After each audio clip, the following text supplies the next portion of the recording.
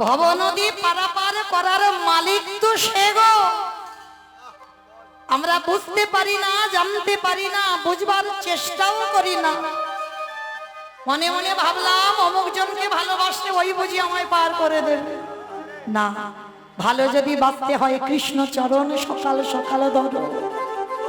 লক্ষ্য করো, নবদ্বীপের মাটিতে আমার নিমাই প্রতিদিন শ্রীধর পণ্ডিত, যিনি বৃন্দাবন লীলায় মধুমঙ্গল, এই মধুমঙ্গল নবদ্বীপের মাটিতে শ্রীধর পণ্ডিত।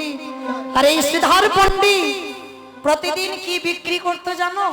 থোর, কচু, কলা, মোচা এগুলো বিক্রি করতো। আর নিমাই প্রতিদিন শ্রীধরের কাছ থেকে বাজার করে খেত। তাহলে করে শোনো, তা যেই না বাজার করে নিয়ে চলে যায়, একদিনও পয়সা দেয় না নিমাই। মাসের পর মাস বাজার করছে। তা একদিন শ্রীধর বলছে, নিমাই তুমি রোজ রোজ আমার কাছ থেকে বাজার করে খাও, পয়সা দেবে না? নিমাই হেসে মনে মনে ভাবলো, হায় রে, কার কাছে কে পয়সা চাইছে? দেব দেব দেব। তুমি যেদিন আমার কাছে চাইবে সেদিন আমি একেবারে সুদে আসলে যত দাম হয়েছে আমি সমস্ত কিছু তোমায় দাম মিটিয়ে দেব। তারপরেই তো নিমাই সন্ন্যাস নিল। 24 বছর বয়সে শেষ অন্তিম সময়টা ছিল জগন্নাথ ধাম, পুরী ধাম, লীলাচল। আর এই লীলাচলে থাকাকালীন প্রভু আমার সিদ্ধান্ত নিয়েছিল বৃন্দাবন যাত্রা করবে। কটা দিন বৃন্দাবনে বাঁকে বিহারী লালকে দর্শন করে আবার পুরী ধামে ফিরবে। তার নবদ্বীপের ভক্তরা খবর পেয়েছে প্রভু বৃন্দাবনে যাবেন। আর নবদ্বীপ থেকে ভক্তরা সবাই পাগলের মতো ছুটতে ছুটতে যাচ্ছে। নদিয়ায় যত যত ভক্ত ছিল সবাই ছুটে যাচ্ছে নিমাইকে দেখবে বলে ওই পুরী ধামে।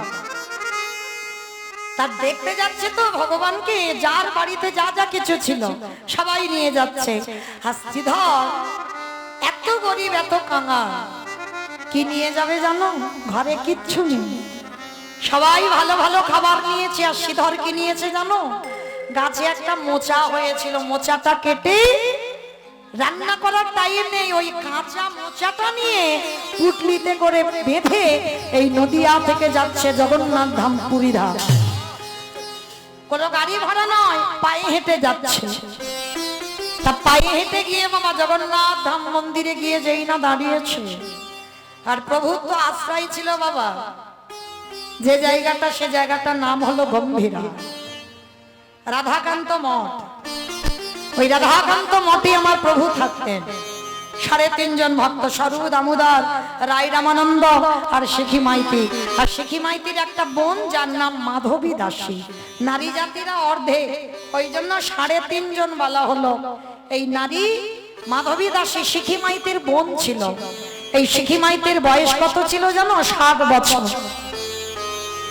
60 বছরের বৃদ্ধা নারী। মনে রেখো মা, নারীদের হাজার বাধা, পাপ ফেললেই অপরাধ। কোনদিন মাধবী আমার নিমাইয়ের কাছে যেতে পারতো না, কারণ নিমাই তো সন্ন্যাসী। তাহলে যেত কোথায়, দেখতো কোথা থেকে? অদূরে দাঁড়িয়ে দাঁড়িয়ে আড়াল থেকে নিমাইয়ের চরণ দর্শন করত।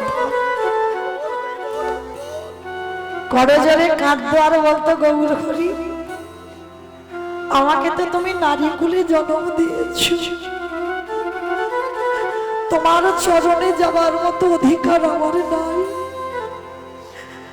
আমি দূরে দাঁড়িয়ে রইলাম, তুমি কৃপা করে তোমার লীলা যত যত আমার ওই দাদা স্বরূপ দামোদর, রায় রামানন্দকে নিয়ে শ্রবণ করাবে, আমি জানো তোমার লীলার অধিকারিণী হতে পারি।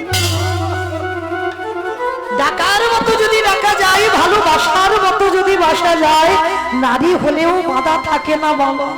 নারী হলেও ভগবানের চরণে যাওয়া যায়। তো আজকে সেই গম্ভীরায় মহাপ্রভু আমার যখন জগন্নাথজিকে দেখতে যেত, আর জগন্নাথজির মন্দিরে দাঁড়িয়ে আছে ভক্তরা, হাজার হাজার লাখ লাখ ভক্ত। ঠিক আজকের আমি যেমন কীর্তন গাইছি, আপনারা এই যে শত শত ভক্ত ছুটে এসেছেন, আমার জন্য নয়, এইটা ভুল ধারণা। আমার জন্য কেউ আসেননি, কারণ আমাকে তো বিছনায় ঘুমি ঘুমি মোবাইলটা ছেড়ে দিলেই দেখতে পাবেন। তাহলে কিসে এসেছেন, কিসের জন্য এসেছেন?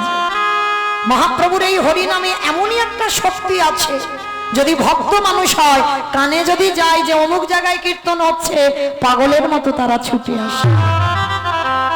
5 মিনিট হলেও আসবে বাবা, যদি ভক্ত হয়। তা আজকে সবাই দাঁড়িয়ে আছে, মানে এত ভিড় নিমাইকে দেখবার জন্য জগন্নাথ ধামে, পুরী ধামে। আর একটা কথা মনে রাখবেন বাবা, তুমি যদি ভক্তি জীবনে আগিয়ে যাও, তোমার আর এই লোকালয়, অনেক গন্ডগোল, অনেক লোকজন, এগুলো আরো ভালো লাগবে। শুধু মনে হবে যেন একাকী জীবনটা কাটিয়ে দিই। কারণ ভজন করতে গেলে বাবা নিরজন না হলে ভজন হয় না। অপরাধ নিও না বাবা, নামের মালাতে আমরা নাম জপ করি, ঠিক কথা, অনেক কথা বলছি, নাম করছি, বাজারে গেলাম নামের মালা হাতে, সত্যি ভেবে বলেন ওটা কি নাম হচ্ছে? অপরাধ নিও না, কাউকে উদ্দেশ্য করে বলার কারণ নেই আমার, কিন্তু নিজেকে প্রশ্ন করেন ওটা কি সত্যি নাম হয়? হয় না। ওটা দেহটা শুদ্ধ হচ্ছে, মুখটা শুদ্ধ হচ্ছে মাত্র, কিন্তু নাম হচ্ছে না। নাম যদি করতে চাও, নিরজনে বসো, জানালা দরজা বন্ধ করো, হৃদয়ে কৃষ্ণ প্রতিচ্ছবিটা অঙ্কন করো, নয়ন জলে বুক ভাসাইয়ে কৃষ্ণ প্রতিচ্ছবিটা ধরে একেবারে নিতাই গৌর প্রেমানন্দে যদি নয়নের জলে দিয়ে ভগবানের নাম শ্রবণ করতে পারো বা গাইতে পারো, তারপরে তোমার নাম গাওয়া শোনা সার্থকতা হবে। যার জন্য জগতের সব থেকে বড় বৈষ্ণব হচ্ছে বাবা ভোলানাথ। বেছে নিল কেদারনাথ, বদ্রীনাথ, একেবারে পাহাড়ের মাথায়, যেখানে সচরাচর লোক যেতে পারবে না, ওই জায়গায় বেছে নিল। কেন? নিরজন জায়গা না হলে কৃষ্ণ ভজন হবে না। যার জন্য শ্রীধর দেখছে হাজার হাজার ভক্ত বাবা ঠেলাঠেলি করছে নিমাইকে দেখবে, আর শ্রীধর সবার পিছনে বসে আছে। কোনো ঠেলাঠেলি নয়, কোনো গন্ডগোল নয়, নিরজনে বসে শুধু নয়ন যুগলে বুকটা ভেসে যাচ্ছে। কি বাবা, সামনেই এলেই কি ভগবানের দর্শন হয়ে যায়? কারণ অনেক অনেক ভক্ত আছে বাবা, যেমন বৃন্দাবন থেকে এসেছিল মাধবেন্দ্রপুরী, রেমুনার মাটিতে। এই মাধবেন্দ্রপুরীর একটা নিয়ম ছিল বাবা, কিরকম জানো? একটা গাছের তলায় একটা রাত কাটাবে, 2টো রাত কাটাবে না। এদের তো ঘর ছিল না, ঘর বানাই না। ভালো করে ভাবেন, কে বলেছে জগতে হয় না? তুমি নিজেটাকে যদি ঠিক তৈরি করতে পারো, তুমিও পারবে। একটা গাছের তলায় একটা রাত কাটাতো, 2টো রাত নয়। কেন? মাধবেন্দ্রপুরী বলো আর রূপ গোস্বামী, সনাতন গোস্বামী, শ্রীজীব গোস্বামী, এদের মনে একটা ভয়। কিসের ভয়? এই আজকের এই গাছের তলায় রয়েছি, রাত কাটালাম, কালকে যদি আবার কাটাই, যদি এই গাছের প্রতি মায়া জন্মে যায়। ভাবেন বাবা, এদের বলে ভক্ত, যেন কোনো বিষয়ের প্রতি আমার মায়া না জন্মে যায়। তা মাধবেন্দ্রপুরী বসে আছে। কোনদিন ওই এমন একজনই ভক্ত ছিল বাবা, কোনদিন কারোর কাছে খিদেতে যদি মরেও যায়, হাত পেতে চায় না। যার জন্য মাধবেন্দ্রপুরী রেমুনায় বসলো। সন্ধ্যাবেলায় সবাই যাচ্ছে গোপীনাথকে দর্শন করতে। মাধবেন্দ্রপুরী বলেছিল, কোথায় যাচ্ছ গো ভাই তোমরা? সবাই বলল, আমরা যাচ্ছি, আমাদের গোপীনাথের ক্ষীরের প্রসাদ দেওয়া হয়, অমৃত কেলি, আমরা পেতে যাচ্ছি। ভক্তের লক্ষণ দেখেন। তা মাধবেন্দ্রপুরী মনে মনে ভাবলো যে একবার যদি জানতাম কি করে অমৃত কেলি বানাতে হয়, তাহলে আমার বৃন্দাবনে গিরি গোবর্ধনকে একটু খাওয়াতাম। মানে একবারও ভাবলো না যে ওরা যাচ্ছে, যদি আমি একটু পেতাম। কি বাবা, ওটা তো আমাদের মনে হতো যে ওরা অমৃত কেলি কি পেতে যাচ্ছে, আমি যদি পেতাম, এটা আমাদের মনে হয়। কিন্তু মাধবেন্দ্রপুরীর মনে জাগলো যে একটা দিন যদি জানতাম কি করে বানাতে হয়, তাহলে আমার গিরি গোবর্ধনকে খাওয়াতাম। অন্তর্যামী ভগবান বুঝতে পারলো প্রতিদিন গোপীনাথের 12টা করে মালসা দেওয়া হয়, আজকেরও দিয়েছে। আর আমার গোপীনাথ একটা মালসা মাধবেন্দ্র পুরীর জন্য চুরি করেছে, চাদরের নিচে রেখে দিয়েছে, শয়ন দিয়ে পূজারি ঘুমিয়েছে। গোপীনাথ দৈববাণী করল, পূজারি আজ আমায় কটা মালসা দিয়েছ? বলে কেন প্রভু? 12টা। বলি না, 12টা মালসা নিবেদন করেছ, বিতরণ করেছ কটা? বলে 12টা। বলে না, হিসাব করে দেখো 11টা মালসা বিতরণ করেছ, আর একটা মালসা আমি চুরি করে আমার পায়ের নিচে চাদরের মধ্যে লুকিয়ে রেখে। প্রভু তুমি তুমি ক্ষীর চুরি করেছো কেন? তোমরা তো জানো না, গাছতলায় আমার এক ভক্ত বসে বসে কাঁদছে, খিদে পেয়েছে। আমি যদি তার খাবারের ব্যবস্থা না করি, তার কে ব্যবস্থা করবে? সকাল হলে যাও তাকে খাইয়ে এসো। পূজারি আর দেরি করলো না, ওই রাত থাকতে থাকতে মন্দিরে গিয়ে যেই না চরণ দিয়ে চাদরটা তুলেছে, দেখে না এক ভার ক্ষীর বসানো আছে। ওই ক্ষীরের ভাতটা মাথায় করে তুলে নিয়ে চিৎকার করছে, কোথায় আছো মাধবেন্দ্র পুরী? তোমার লাগি গোপীনাথ ক্ষীর কইল ছুরি। নিতাই গৌর হরি বল। সেই মাধবেন্দ্র পুরী ক্ষীর প্রসাদ পেল। তাহলে এদের বলি ভক্ত বাবা। আজকের শ্রীধরও সবার পিছনে দাঁড়িয়ে আছে, কোনো গন্ডগোল নয়, কোনো কথাবার্তা নয়। আমার মহাপ্রভু নিতাই চাঁদকে ডাকছে, দাদা যাও, পিছনে আমার শ্রীধর এসে গেছে। ভালো করে ভাবেন বাবা, সামনে যারা দাঁড়িয়ে আছে তাদেরকে বলছে না, আর যে শ্রীধরকে দেখা যাচ্ছে না, ভগবান বলছে নিতাই চাঁদকে, আমার শ্রীধরকে আমার কাছে আনো। আমার দাদা নিতাই চাঁদ ওই শ্রীধরের কাছে গিয়ে বলল, শ্রীধর আমার ভাই তোমারে ডেকে পাঠিয়েছে। সে কি নিমাই আমাকে ডেকে পাঠিয়েছে? বলে হ্যাঁ চলো। এইবার শ্রীধর এসে আমার নিমাইয়ের চরণে আছা রেখে পড়লে, নিমাই রে, তোকে দেবার জন্য সবাই কত বস্তু এনেছে, কিন্তু তোকে দেবার মতো আমার ঘরে কিছু না। ভগবান তো জানে ও কি এনেছে। ভগবান বলছে, কই পুটলিটা দেখি একবার। কি লুকাচ্ছ? জোর করে ভগবান পুটলিটা কেড়ে নিয়েছে। আরে যেই না পুটলিটা খুলে দিল, দেখে কিনা ওই পুটলির মধ্যে লুকানো আছে একটা কাঁচা মোচা। নিমাই হেসে উঠল, শ্রীধা আমি মোচার ঘন্ট বড় ভালোবাসি, তুমি আমার জন্য মোচা এনেছো, কিন্তু গৌরহরি রান্না করার সময় পাই। নিমাই বলল, শ্রীধর গো, এই মোচা যতক্ষণ না তুমি রন্ধন করে দেবে, ততক্ষণে আমি নদী আছি, আমি এই পুরী ধাম ছেড়ে আমি কোনোদিন বৃন্দাবনে যাত্রা করব না। প্রভু আমি রন্ধন করে দিলে তারপরে তুমি যাবে? মানে হ্যাঁ, কারণ এই যে ভক্তের প্রেমে মাখানো, এই যে ভক্তের ভালোবাসা মাখানো, এই মোচা যদি তুমি রন্ধন করে না দাও, তাহলে বৃন্দাবনে গিয়ে ওই আমার গোপীনাথের দর্শন হবে না। তাই গৌর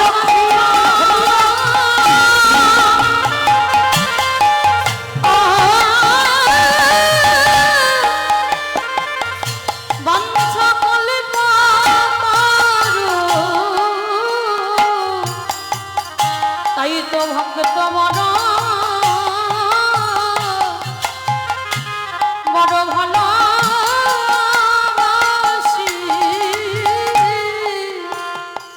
এইবারে মোচাটা রন্ধন করে আমার নিমাইকে খাইয়ে দিল।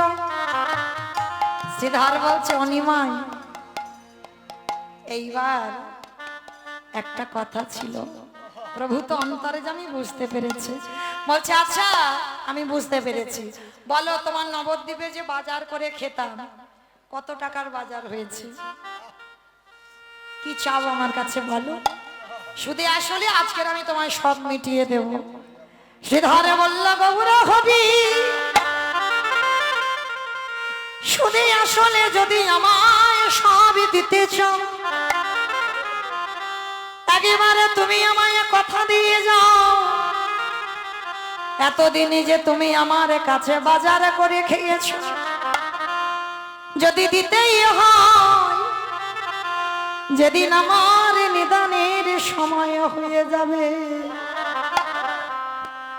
এই সংসারের মায়াতে পড়ে তোমার কাছে যেতে যদি দেরি হয়ে যায়, গৌর হরি আমার হাতে ধরে ভব নদী পার করিও।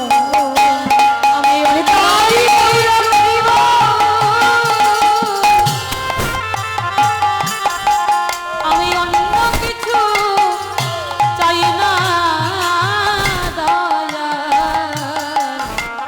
আমার হাতে ধরে পার করে। তাহলে টাকা পয়সার বদলে কি চাইলো? যদি সংসারের চাপে পড়ে তোমার ঘাটে যেতে ভুলে যায়, তুমি আমার হাতে ধরে পারে করে দিও। আমি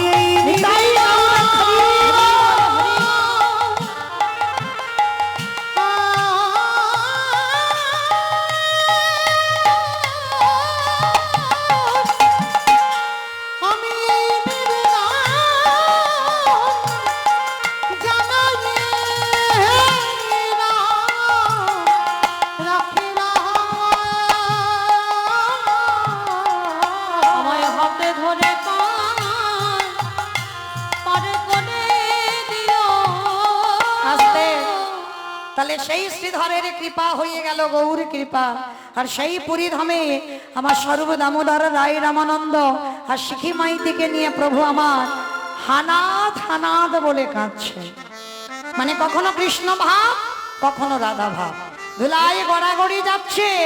আর যখন হানাদ হানাদ বলে কাঁদছে, লীলার পাশে দাঁড়িয়ে বৈষ্ণব মহাজন কি বলছে জানো? বাসুদেব ঘোষে কহে নব অনুরাগে, নব অনুরাগে, ওগো এবা কার লীলা গো রচনা করিলা কা প্রকাশে করিলা। কৃষ্ণ কৃষ্ণ বলে দুটি মাপো তুমি মদমে দারুণ। কৃষ্ণ কৃষ্ণ বলি দুটি বাহু তুলি,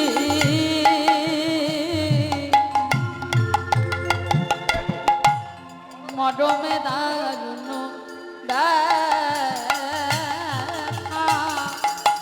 বলি মৃত্তিকার পরে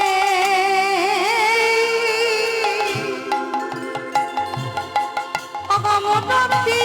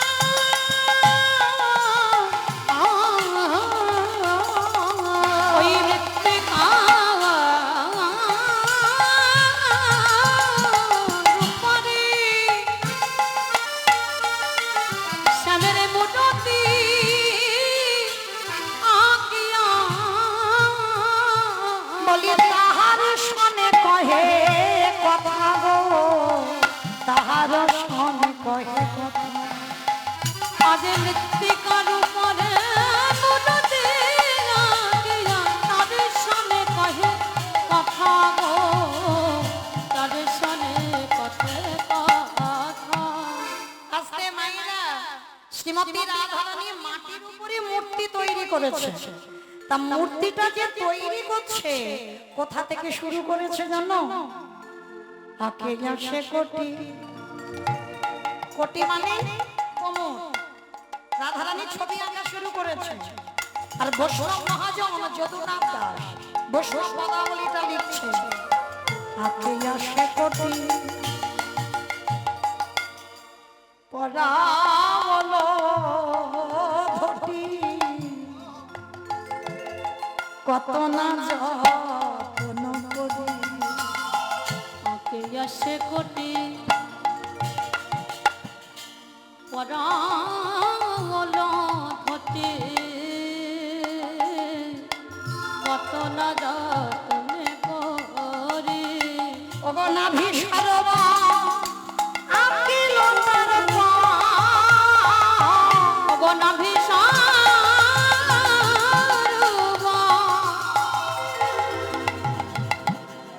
আকিল তার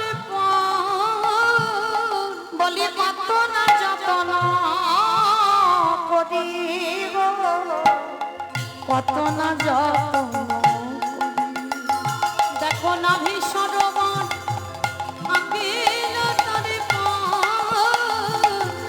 কত না যত্ন করি গো, কত না যত্ন করি। বধূ একেবারে সে আমায় দেখে যাও সে আমি সুখে আছি না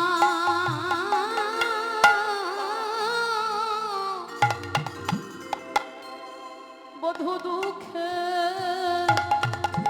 আছে বলে একেবারে সে দেখে যাও হে। আসতে ললিতা বিশাখা সখীগণ এসে বলছে রাধে ও রাধে তুই যে আজকের ছবি আঁকছিস বোঝা যাচ্ছে। তা ছবি আঁকতে গেলে বদন না আঁকলে তো বোঝা যাবে না। তা বদন আঁকছিস না চরণও আঁকছিস না, মানে কোমর থেকে আঁকা শুরু করেছে, মানে কোটি দেশ আঁকলো, তারপরে নাভিটা এঁকেছে। হ্যাঁ রে ছবিটা কার? বলে শোন না আমি বদন আঁকাবো না, আমি চরণ দুখানায় আঁকিব না। ওমা বদন আঁকবি না চরণ আঁকবি না কেন? ওরে ললিতা রে ওই চরণে দুটো খানা যদি আঁকি, আবার যদি আমার গোবিন্দ ব্রজ ছেড়ে মথুরায় চলে যা, ওই ভয়ে আমি চরণ দুটো আঁকবো না। তা বদন আঁকবি না কেন? বলে বদন আঁকবো না তার একটাই কারণ, ওই বদনে বলেছিল রাধে গো আমি আজ যাব আরে আমি কাল ফিরে আসব। কালে কালে করে কত কাল কেটে গেল, মাস মাসে করে কত মাস কেটে গেল, বরষে বরষে করে কত বরষ কেটে গেল। শরীরে ওরে কই তো বোধ বোধ এলো এলো না রে। আমি কতদিন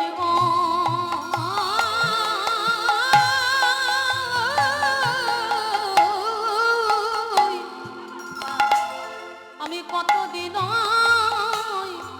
বদলে দেখি না রে।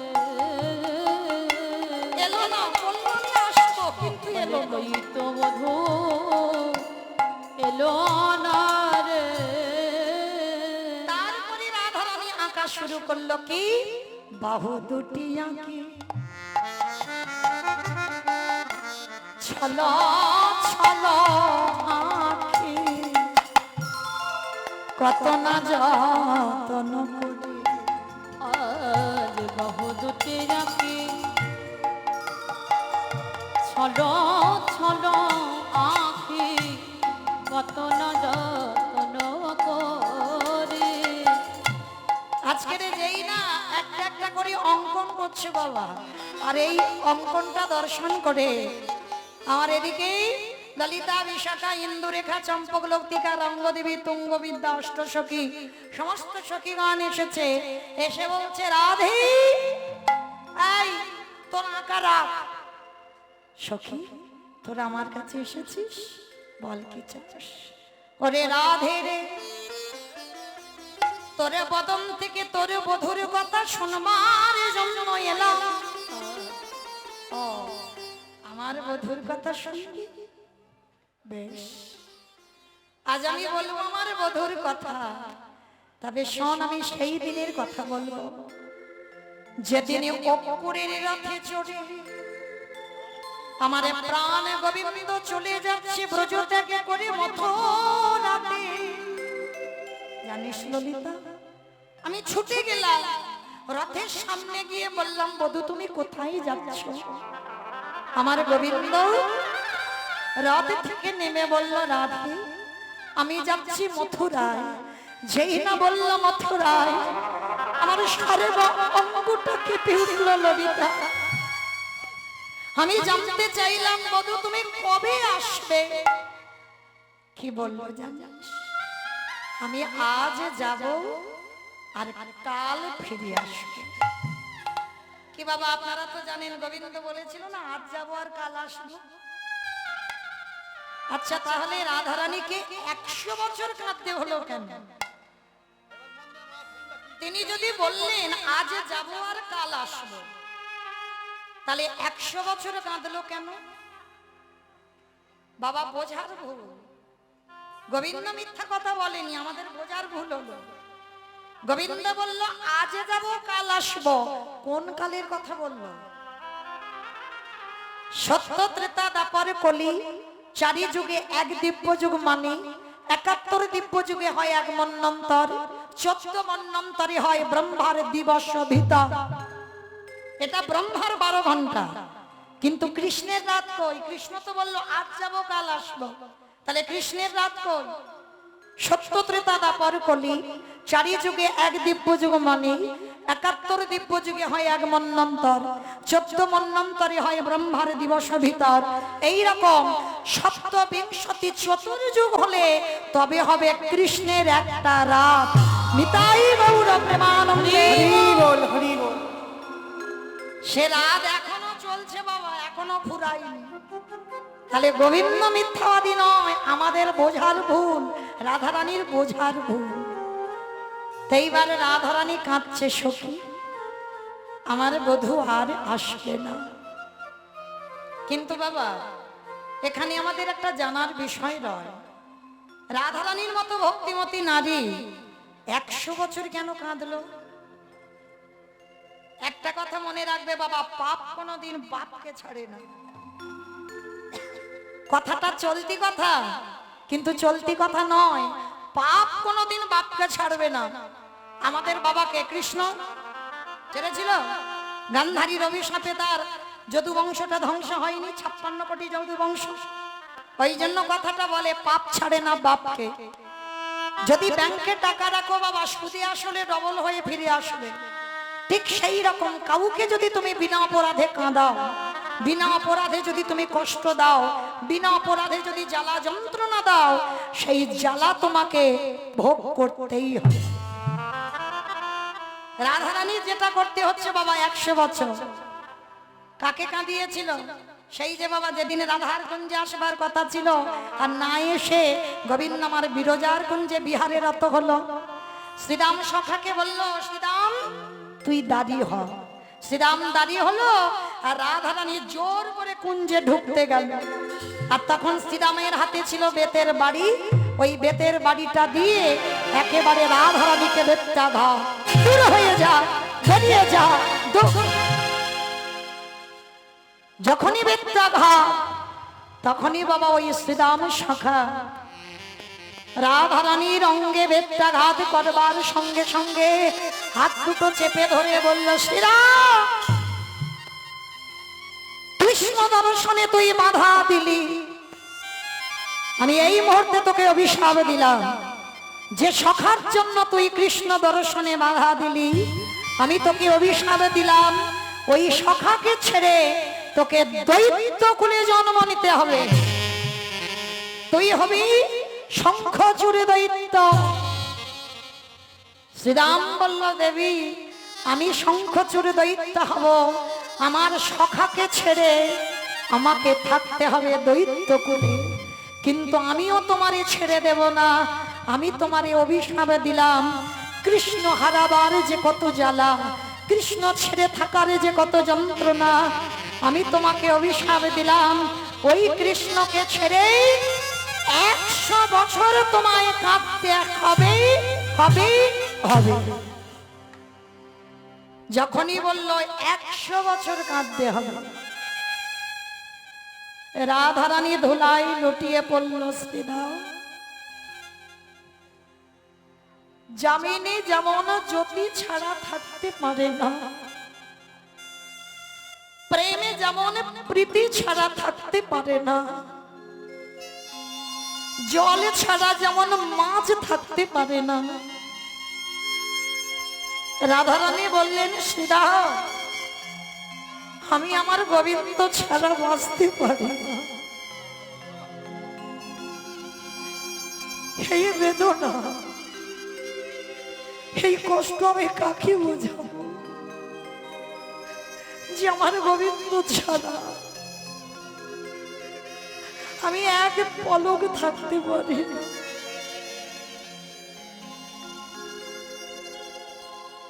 কিন্তু অভিশাপের জ্বালা ভোগ করতেই হবে। কিন্তু এখানে আমাদের একটু জানতে হয় বাবা, রাধারানীর মতো ভক্তিমতী আপনাদের আমাদের মতো নয়। রাধারানীর মতো ভক্তিমতী 100 বছর কেন কাঁদবে? এটাই তো তত্ত্ব। রাধারানী 100 বছর কেঁদে আপনাদের আমাদের শিক্ষা দিল বাবা, রাধারানীর মতো কাঁদতে শেখো। আর এই পৃথিবীতে যদি আমার রাধারানীর মতো কেউ প্রেমময়ী হও,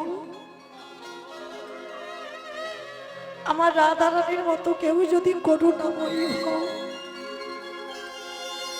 আমার রাধারানীর মতো যদি কারোর হৃদয়ে প্রেম থাকে, তারও অচিরেই কৃষ্ণ প্রাপ্তি হবে। কিন্তু রাধারানীর মতো কাঁদতে হবে, তবেই তোমার কৃষ্ণ প্রাপ্তি হবে। তাই তো রাধারানী জগতে আশ্রয়। গোবিন্দ আমার নিজের নামটা আগে করেনি, আগে রাধা নামটা করেছে। কেন? রাধা আশ্রয়, আর আশ্রয় করে যে ভজন করবে তার কৃষ্ণ প্রাপ্তি হবে হবে হবে। নিতাই গৌর প্রেমানন্দে। আজকে সেই রাধারানী অভিশাপ প্রাপ্ত হয়ে 100 বছর কাঁদছে।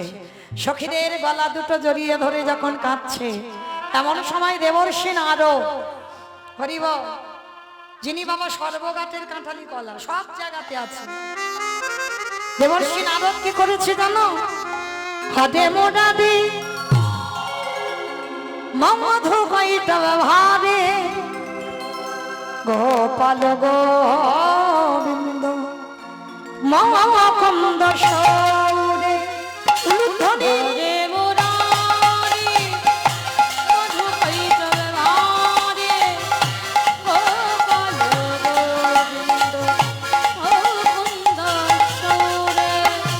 রাম নারায়ণ মুকুন্দ মধুসূদন কেশব কাঞ্চন হরে বৈকুণ্ঠ বামন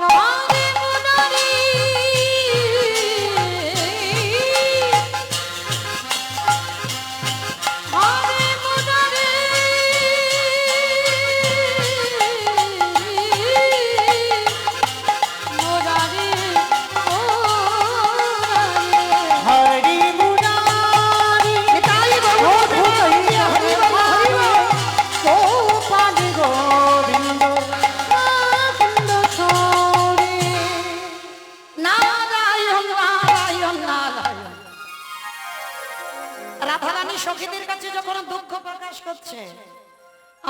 দেবর্ষী নারদ এসে বলছে, ললিতা তোমাদের রাধারানীকে একটু সান্ত্বনা দিয়ে রাখো। আমার নাম নারদ, আমার কথা হয় নারদ। কথা দিলাম যেখানে লাগে না সেখানে আমি লাগাই। কথা দিলাম আমি নারদ হয় নারদ, কিন্তু ওদের দুজনকে মিল করাবো করাবো করাবো। কিছুক্ষণ সান্ত্বনা দিয়ে রাখো, আমি যাব আর আসবো। দেবর্ষী নারদ বীণাটা নিয়ে যাচ্ছে কোথায়? বীণা করে করি নারদ করিল গো মোহন। বিনা করে করি নারদ করিল গমন। বীণা করে করি নারদ করিল গো মোহন। বিনা করে করি নারদ করিল গমন। দ্বারকারে মাঝে আসি দিল দর্শন। দ্বারকার উলুধ্বনি উলুধ্বনি দিল দর্শন। বলি দ্বারকার মাঝে আসি দিল দর্শন। দ্বারকার মাঝে আসি দিল দর্শন। নারদ মনে এসে দাঁড়ালো, নারদ মনে এসে দাঁড়ালো। সাধের বিনা করে লয়ে। নারদ মনে এসে দাঁড়ালো। আবার সাধের বিনা করে লয়ে। নারদ মনে এসে দাঁড়ালো। বিনাটা করে নিয়ে একেবারে দেবর্ষী নারদ দ্বারকায়। বাবা যারা গেছেন বৃন্দাবন, মথুরা, দ্বারকা, বৃন্দাবনে শুধুমাত্র রাধারানীর নাম হয়, কিন্তু মথুরায় হবে না আর দ্বারকায় হবে না। কিন্তু রাধারানীর বাড়ি বর্ষানায়, কিন্তু বৃন্দাবন ওই সম্পত্তিটা নন্দ রাজা, তবু কিন্তু রাধা নাম হবে। কিন্তু মথুরায় হবে না আর দ্বারকায় হবে না। আর দেবর্ষী নারদ কিরকম চালাক দেখো, গোবিন্দামার দ্বারকায় 16,108 জন পাটরানী নিয়ে লীলা করছে। ভগবানের কথা বউ 16,108টা, কিন্তু এতগুলো বউ থাকলে কি হবে বাবা? ঘুমের ঘরে বারে বারে চমকে চমকে ওঠে, একটা নাম উচ্চারণ করে, সেটাকে রাধা। সে নামটা হলো রাধা, কারণ রাধা তো প্রেমময়ী, রাধা করুণাময়ী। হ্যাঁ, তা আজকে যেই না নারদ মুনি দ্বারকায় গেছে, ভগবান দিব্য আরামে আছে দ্বারকায়, বৃন্দাবন বাসীকে কাঁদিয়ে তিনি মথুরার রাজা, দ্বারকার রাজা। আর নারদ মুনি গিয়ে মথুরা থেকে দ্বারকায় গিয়ে বিনাতা নিয়ে কি করছে জানো? যে নারদ সারা জীবন বিনাতে কৃষ্ণ নাম, কিন্তু আজকে চালাকি করে কি করছে? জয় জয় বৃন্দাবন বিনাশিনী রাধে উলুধ্বনি। বৃন্দাবন বিলাসিনী রাধে। জয় অষ্ট সখীর শিরোমণি রাধে। অষ্ট সখীর শিরোমণি রাধে। এবার কৃপা করো